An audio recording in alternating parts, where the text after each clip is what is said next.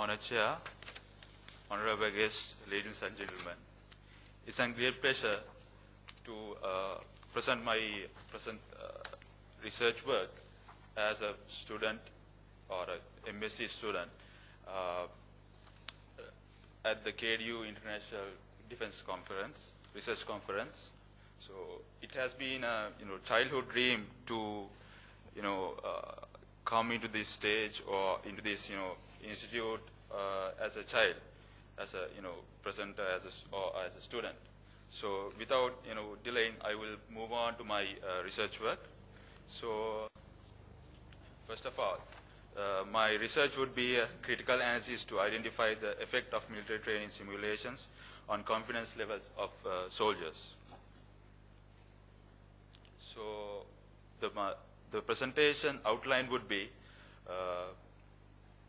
the background, the research question, research objectives, the literature review, methodology, findings, discussion, and finally the conclusion of the research. First of all, let me run through some basic facts about the background of training simulations. First of all, a model. Model is a logical, mathematical, or physical representation of a particular object, process, or phenomenon. So moving on to simulations, is a method of implementing a model over a certain period of time, which also involved in a specific model as I described previously. Simulator is a computer system, program, or the device that will perform the simulation, and when it comes to the training perspective, it's a device which will replicate the essential features of a particular task and provided for human interactions. Also, in my background study, I have identified there are 3 types of simulations, which would be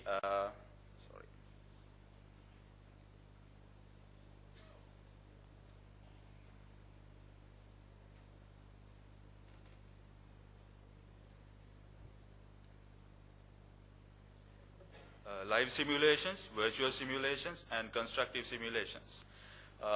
If you talk about live simulation, it would be basically about live systems and basically live humans involving in the training section. Moving on to virtual simulations, it will be simulated systems and real humans.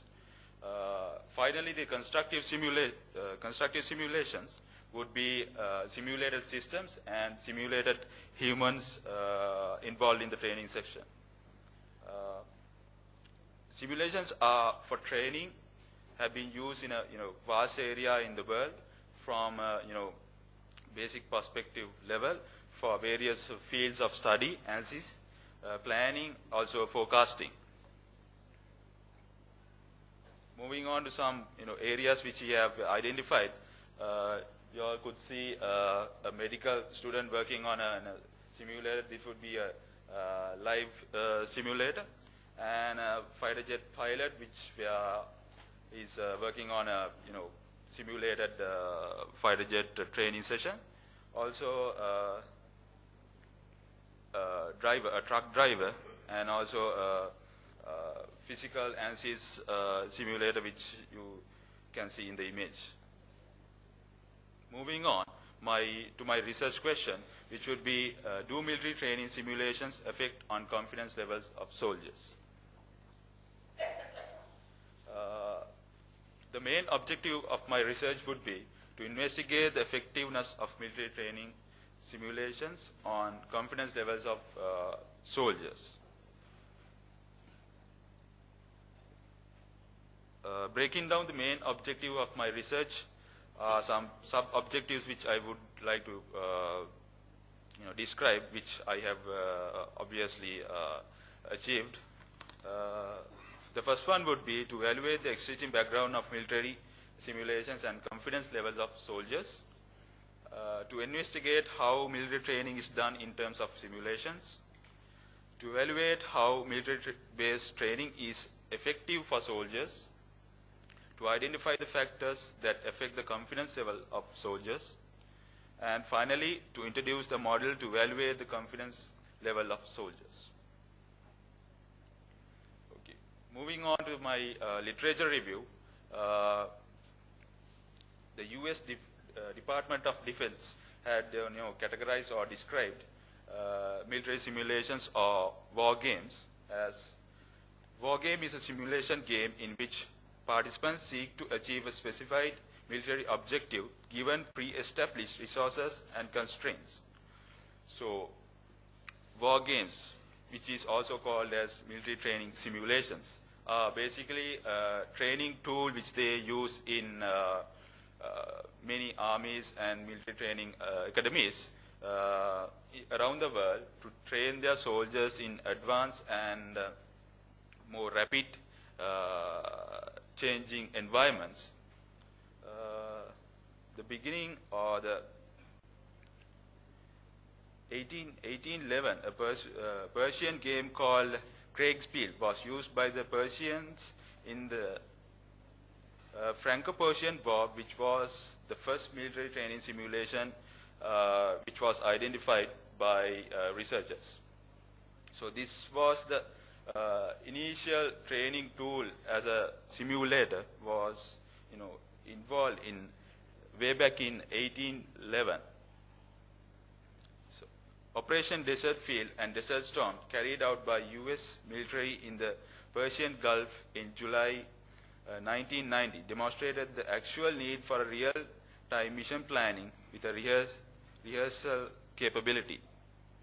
So, Defense Advanced Research Project Agency, as known as DARPA, started a project called Odin in August 1990, which they initially start researching about this training in regards of simulations.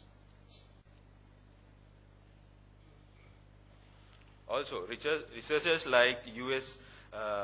Army Research Institute for Behavioral and Social Sciences, known as ARI, and Institute for Defense Analysis, IDA.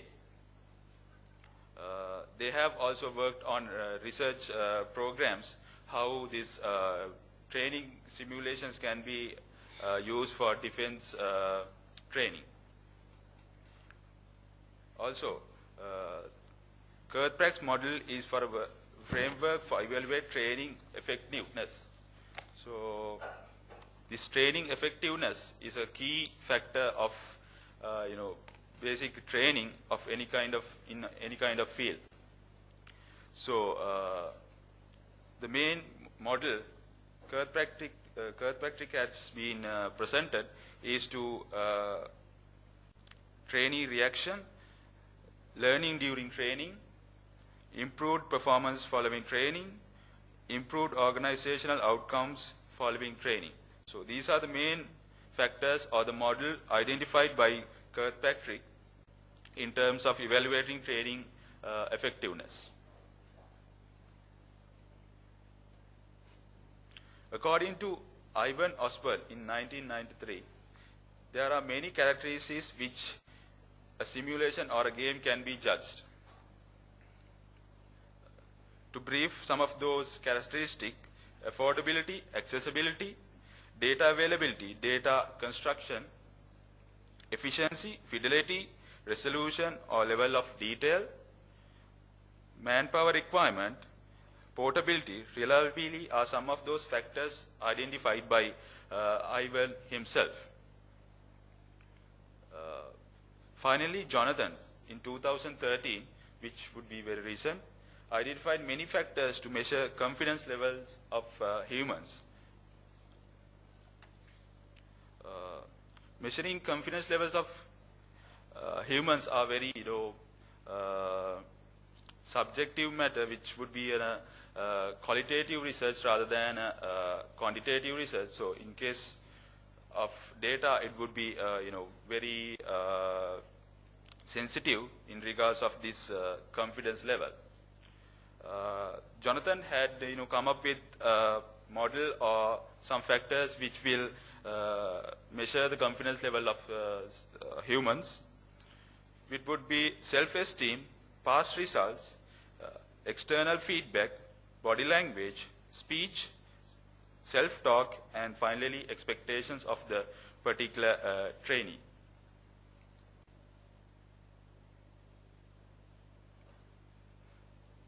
After my literature review, I had come up with an model of my own, which is my theoretical model, which I use for this research purposes. It would be, the main objective would be confidence levels of soldiers. The first factor, experience of a team member. So, experience of a team member would be, I have identified as an fact which will affect for a trainee. Since a team member can be successful in this particular task, he may think, the trainee might think, or the confidence level will be increased, saying that, okay, if my team member can do it, I will obviously can be, complete this task. Moving on, self-efficacy. Self-efficacy is a fact where you could say, okay, a certain person can not succeed in every area of their life or what they do. Some might, have exceptional talents, exceptional capabilities in some areas. So when it comes to those areas, he will be obviously confident that they could complete this task successfully rather than other areas which they are not thorough with. The mission readiness. Mission readiness, obviously, knowing the objective of the mission, the purpose of the mission, and also mission would be, a great effect. And actually, the actual experience, social persuasion, emotional arousal will be the other factors.